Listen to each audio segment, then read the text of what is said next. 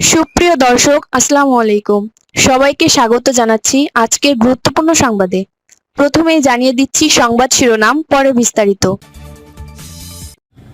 আমেরিকার ভিসায় আমায় দিও ট্রাম্প বাবাজি, আমেরিকার ভিসায় আমায় দিও, আমেরিকার সাথে কথা কইও ও ইউনুস স্যার, আমেরিকার সাথে কথা কইও। আরে বসেন না, বসেন না, বসতে হবে। আমেরিকা যাওয়া, দিনরাত আমেরিকা বিরোধী কথাবার্তা বলবেন। দেখেন ভাই, আমার জীবনে আমি আমেরিকা যাবো না। আমি আলহামদুলিল্লাহ আপনাদের দোয়ায় চাইলে বহুত আগে আমি আমেরিকা ঢুকতে পারতাম, তবে আমার কখনো ইচ্ছা হয় নাই।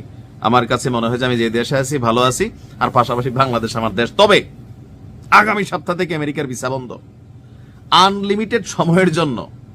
ওই যে বললাম না যে আসলে এমন একটা ক্রান্তিকালে ডক্টর ইউনুস পড়ে গেলেন, আর এই সমালোচনাগুলা ওনার উপরে আসতেছে যে সবাই মনে করলো একটা ইন্টারন্যাশনাল কানেক্টিভিটি দিবে ডক্টর ইউনুস, কিন্তু তিনি আসার পরে আসলে দোষটাকে তিনার না, এক অংশে আবার তিনার। কেন? তিনি সরকার প্রধান। বাংলাদেশকে যেভাবে ভিসা ইস্যুতে অস্ট্রেলিয়া, আমেরিকা, যুক্তরাজ্য, বিভিন্ন দেশ, আরব রাষ্ট্রগুলো এখানে আপনার কাটাকাটি খেলা শুরু করছে, তো তিনি রাষ্ট্রের প্রধান হওয়ার কারণে ওনার উপর দায়টা এটাই হয় যে বহির্বিশ্বের সাথে কেন বাংলাদেশের সম্পর্ক খারাপ হচ্ছে, হঠাৎ করে কেন বাংলাদেশকে নেগেটিভ নিচ্ছে। তবে শুধুমাত্র বাংলাদেশ না, এখানে অনেকগুলো দেশের উপর আগামী আপনার যে সপ্তাহ, এই সপ্তাহ থেকে ভিসা দেওয়ার কার্যক্রম বন্ধ করে দিল আমেরিকা। কেন আসলে আসুন দেখি। যুক্তরাষ্ট্র সরকার বাংলাদেশ, পাকিস্তান সহ, কি পাকিস্তানে তারা খুশিয়েছেন তো সাপোর্টাররা নাকি? যাই হোক, বাংলাদেশ, পাকিস্তান সহ ৭৫টি দেশের জন্য সব ধরনের ইমিগ্রেন্ট ভিসা স্থগিত করে দিয়েছে। তালিকা আরো আছে Pakistan, Iran, Afghanistan, Kuwait, Somalia, Russia, Thailand, Nigeria, Yemen, Iraq, Brazil. তবে ভারতরে দেয় নাই। মজার বিষয় হচ্ছে ট্রাম্প সারাদিন প্রীতি করে পাকিস্তানের সাথে, ভিসাও পাকিস্তানেরটা বন্ধ করছে, ভারতেরটা কিন্তু খোলা রাখছে। মাদিজিয়ে। আচ্ছা, যাই হোক, এখন মার্কিন স্টেট ডিপার্টমেন্ট কি বলছে? বলছে আগামী ২১শে জানুয়ারি থেকে এই আদেশ কার্যকর হবে এবং পরবর্তী নির্দেশ না দেওয়া পর্যন্ত এটা চলতেই থাকবে অনির্দিষ্টকাল। স্টেট ডিপার্টমেন্ট কনজিউলার অফিসারদের এই নির্দেশ দেওয়া হয়েছে ট্রাম্পের পক্ষ থেকে। বলা হয়েছে তারা পাবলিক চার্জ একটা আইন আছে, এই আইনের অধীনে ভিসা আবেদনকারীদের সমালোচনার ভিত্তিতে ভিসা বাতিল করতে পারবেন। পাবলিক চার্জ আইন অনুযায়ী যদি কেউ মার্কিন সরকার থেকে ভাতা বা অন্যান্য সামাজিক সুবিধা নিতে পারে বলে মনে করা হয়, তবে তার ভিসা বাতিল করা হবে। নতুন নির্দেশনায় বিবেচনা করা হবে বয়স, স্বাস্থ্য, ইংরেজি দক্ষতা, আর্থিক অবস্থা, দীর্ঘমেয়াদী চিকিৎসা প্রয়োজন কিনা। ভাঙ্গা বলি, বিশ্বাস করেন, ইউরোপ, আমেরিকাতে যারা সিটিজেন নিয়ে আমার এলাকার আপনার এলাকার বৈশা আছে, 90%, 10% আলাদা, 90% মানুষ ওই দেশে গিয়ে ভিক্ষুক সাজে, রিফিউজি সাজে, রাজনৈতিক মামলা দেখায়।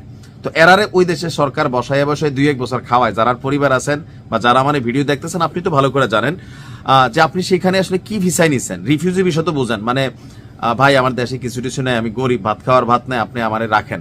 তারপরে ওই দেশের যে সরকারি সুবিধা, দেখা গেছে বাঙালির চরিত্র এমন যে মাসে $৫,০০০ কামাইতেছে, কিন্তু সরকারি যেই একটা স্বাস্থ্যের সুবিধা, ভাতা গরিবরার জন্য বাংলাদেশে দেয় না, যে বিধবা কার্ড, বয়স্ক ভাতা কার্ড, ডিজিএফ এর সাইল, এই সব কিন্তু আমরা বাঙালি 90% যারা ইউরোপের সিটিজেন নিয়ে রাখছি আমরা খাই, আমরা কোনোটা বাদ দেই না। কিন্তু কামাই আছে। বাংলাদেশে আসলে আমরা এলিট সেজে চলি, বিদেশে গিয়ে সরকারি ভাতাগুলা গোপনে খাই।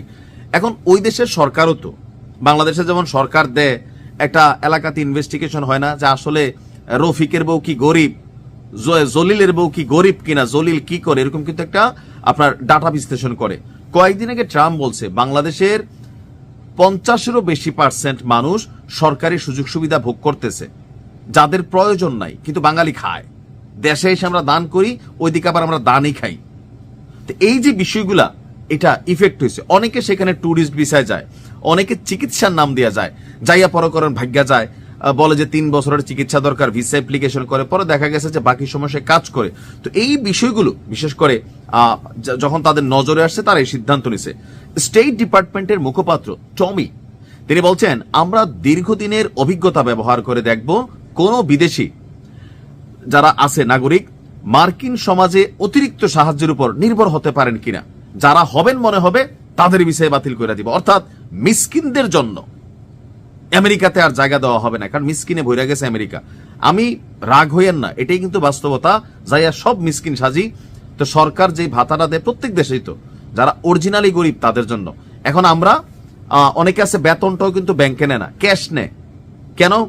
ব্যাংকে নিলে মনে করলেন যে ধরা খাইবো, যে তার আয়ের উপার্জনের ট্যাক্স দিতে হবে। অনেক কিছু কিন্তু বিদেশে আমরা করি। আবার আমরা বাংলাদেশকে দুর্নীতিমুক্ত চাই। আমেরিকা বলছে 2002 সালের বিধি অনুযায়ী কনজুলাররা পাবলিক চার্জের ভিত্তিতে আবেদনকারীদের আবেদন প্রত্যাখ্যান করতে পারেন। তবে 2019 সালে ট্রাম্প প্রশাসন এই নীতিকে আরো বড় করছে।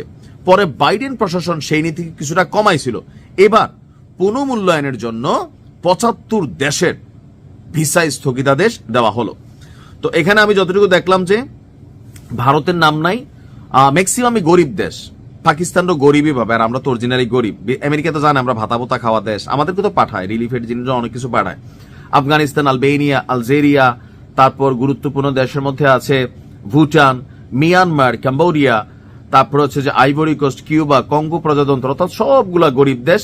আর দুই একটা আছে যেখানে আমেরিকার পছন্দ না, কি বলা যায়, ইসলাম ফোবিয়া থেকে। যেমন আমি যদি বলি, এই দেশগুলো হচ্ছে আপনার লেবানন, তারপর হচ্ছে যে লিবিয়া, ম্যাসিডোনিয়া, তারপর হচ্ছে আপনার মরক্কো, তারপরে হচ্ছে পাকিস্তান, নাইজেরিয়া, রুয়ান্ডা, এরকম অনেক দেশ।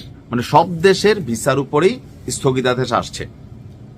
যারা আমেরিকা যাওয়ার জন্য চিন্তা করতেছেন রাইট নাও, মার্কিন প্রশাসনের যে নীতি, ট্রাম্পের যে ইলেকশন ক্যাম্পেইনিং ছিল আমেরিকা ফার্স্ট, ট্রাম্প নিয়ে আমরা যখন সমালোচনা করতেছি, ট্রাম্প কিন্তু তার জায়গায় সঠিক, যে তার দেশের জন্য কাজ করতেছে।